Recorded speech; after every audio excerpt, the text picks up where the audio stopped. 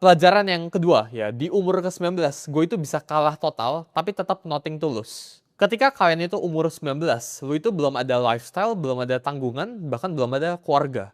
Yang lu harus tanggung, lu belum ada pengeluaran fix, ya, unless lu udah punya karyawan di umur ke-19.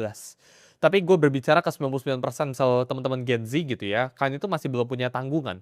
Tanggungan kalian itu masih di bawah orang tua. Ketika kalian itu nggak punya tanggungan apa-apa, ini merupakan sebuah advantage, ini merupakan sebuah keunggulan yang kalian itu sebenarnya bisa manfaatin. Gagal di umur 19, ya, itu nggak sama kayak orang yang gagal di umur 40. Orang yang gagal di umur 40 ini bakalan jauh lebih hurting daripada orang yang gagal di umur ke-19.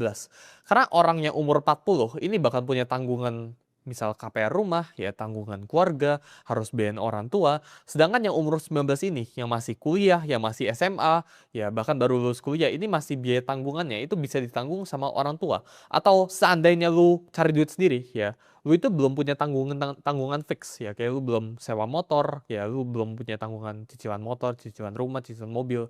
Jadi ketika lu itu bisa gagal di umur, kayak misal gua, di umur ke-19 atau di umur yang relatif muda, menurut gue umur yang relatif muda itu di bawah 25, maka lu itu start di titik yang sama. Bahkan lu itu nggak start di titik sama sebenarnya. Ya, lu itu start di titik yang lebih maju dikit karena lu bisa nabung pengalaman. Jadi gunakan jatah gagal lu sebaik-baiknya sebelum lu umur 25. Karena setelah lu umur 25, ya lu itu udah punya tanggungan. Contohnya, kayak gue ya, gue itu sekarang di umur ke-19, gue udah punya tanggungan. Karyawan gue itu udah hampir 30, jadi gue harus kasih makan ke 30 karyawan. Jadi gue nggak boleh gagal sekarang.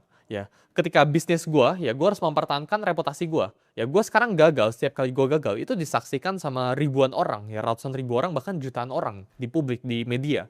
Jadi ketika gue melakukan move di bisnis apapun itu, ya dan ini move ini misal salah, atau move ini misal bener gitu ya, manusia kan belajar gitu kan.